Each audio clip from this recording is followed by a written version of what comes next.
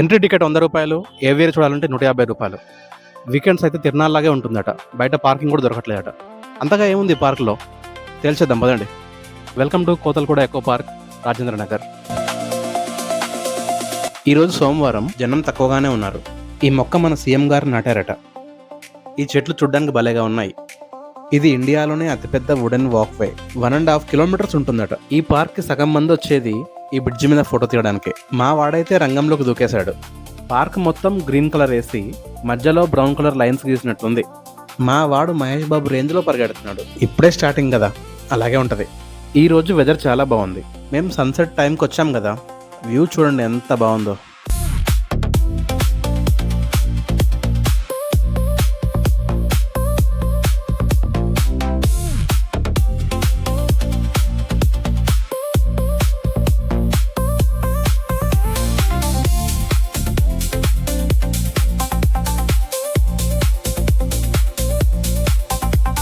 మనలో మన మాట వీళ్ళు కొంచెం ఓవర్ చేస్తున్నారు కదా.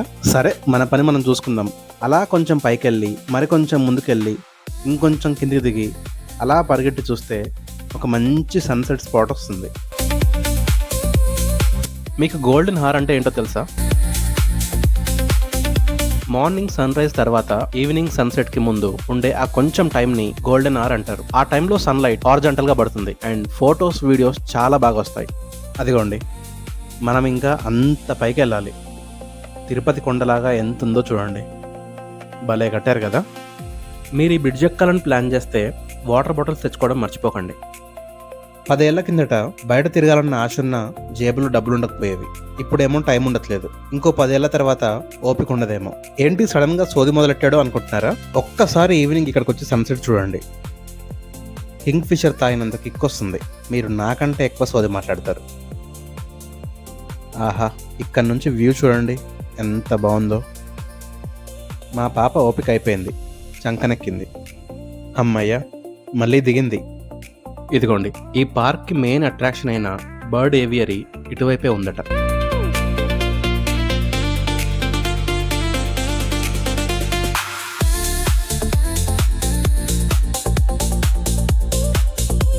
ఇక్కడ కిడ్స్ ప్లే ఏరియా కూడా ఉంది. మా వాడు గొడవ వేస్తే రిటర్న్ లో ఆడిపిస్తాలే అని చెప్పా. బర్డ్స్ ఏవియరీకి వచ్చేసాం. మనం ఆల్రెడీ పార్క్ కి 100 రూపీస్ టికెట్స్ తీసుకున్నాం. మళ్ళీ ఇక్కడ 150 రూపీస్ టికెట్స్ తీసుకోవాలట. వీకెండ్స్ అయితే మరీ దారుణం, 200 రూపీస్ అట. ఆ రెంట్కి పార్క్ క్లోజ్ అట. ఆల్రెడీ 5 అయింది. చలో రన్ రన్ రన్. ఓ వావ్!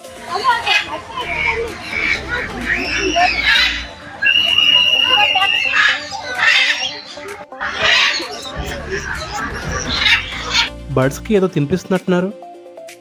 మనకు కూడా ఇచ్చారండోయ్. నిజంగా ఈ బర్డ్స్ ఫీడింగ్ యాక్టివిటీ చాలా బాగుందండి. ఈ ఎక్స్పీరియన్స్ మీ పిల్లలతో మీరు ఖచ్చితంగా ఎంజాయ్ చేయాల్సిందే.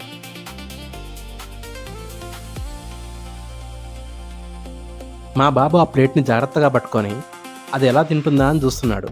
మా పాప ఏమో దాన్ని తీక్షణంగా చూస్తూ తెగ సంబరపడిపోతుంది. ఈ బర్డ్స్ ఏవియరీ మొత్తం 5 ఎకర్స్లో ఉందట. ఇక్కడ ఆఫ్రికా, సౌత్ అమెరికా, ఆస్ట్రేలియా నుంచి తెచ్చిన 25 రకాల 6500 పక్షులున్నాయట. ఈ పక్షులన్నింటినీ పంజరాలో బంధించకుండా ఇలా ఓపెన్గా వదిలేసి మనందరికీ వాటిని ఫీడ్ చేసే ఛాన్స్ కూడా ఇవ్వడం చాలా బాగుంది. చిన్నపిల్లలకి వాళ్ళకంటే చిన్నగా ఉన్న ఈ బుజ్జి పక్షుల్ని చూస్తే ఎంత ఆనందంగా ఉంటుందో ఈ వీడియో చూశాక చెప్పక్కర్లేదనుకుంటా కదా. టికెట్స్ తీసుకుంది మాకే అయినా మాకంటే ఎక్కువ మా పిల్లలే ఎంజాయ్ చేస్తున్నారు. అఫ్కోర్స్ మనందరికి కావాల్సింది అదేలేండి.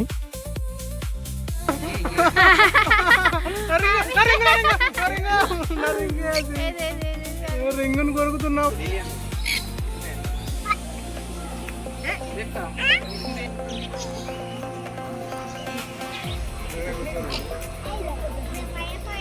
మీ పేరేం పేరు? ఆకలిస్తుందా? ఆమె తింటావా? ఆకలిస్తుందా నీకు? పోరా, అదే అవి అటు ముగ్గురిని తీసి.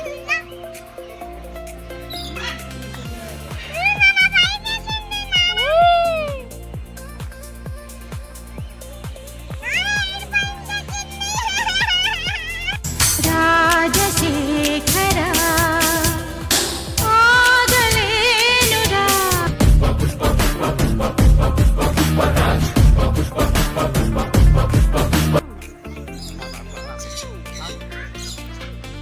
ఏవియరీలో చాలా చెట్లున్నాయి. బాగా ఎండగా ఉన్నా చీకటిగా ఉన్నా పక్షులు గుళ్ళలోనే ఉంటాయట. మార్నింగ్స్ అండ్ ఈవినింగ్స్ మాత్రం బయటకు వచ్చి చాలా యాక్టివ్గా ఉంటాయట.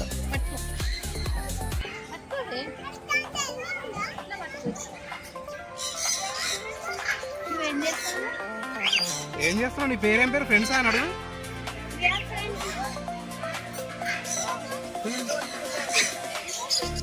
ఈ ప్లేస్ని ఒక చిన్నపాటి ఫారెస్ట్ లాగా డిజైన్ చేశారు.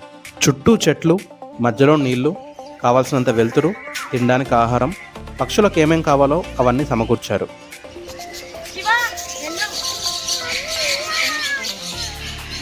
వావ్!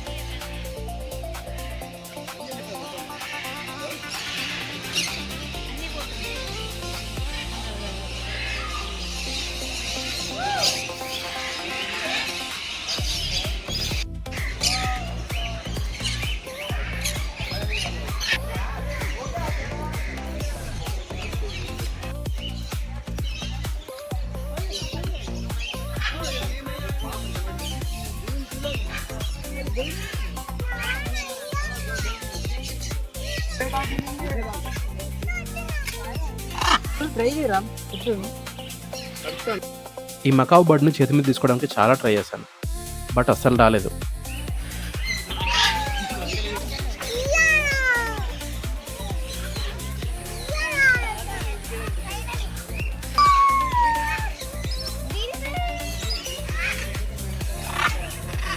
మా పాపకి ఈ బర్డ్ అస్సలు నచ్చలేదు. కొంచెం పెద్దగా ఉంది కదా, దానికి తినిపించొద్దని ఒకటే గొడవ. పాపం దానికి అర్థమైనట్టుంది, అలాగే వెళ్ళిపోయింది. అగో చిన్న పిట్ట వచ్చింది.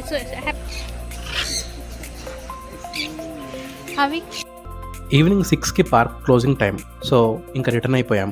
వెళ్లే దారిలో ఇక్కడున్న బర్డ్స్ అన్నిటి గురించి డీటెయిల్డ్ గా మెన్షన్ చేశారు. వాటి గురించి కూడా మాట్లాడొచ్చు కదా అని మా వైఫ్ అంది. ఈ మాత్రం లెంత్ ఉంటేనే మన వీడియోస్ ఎవరు చూడట్లేదు, ఇంకా లెంత్ ఉంటే ఎవడు చూస్తాడో అని నేను అన్నా.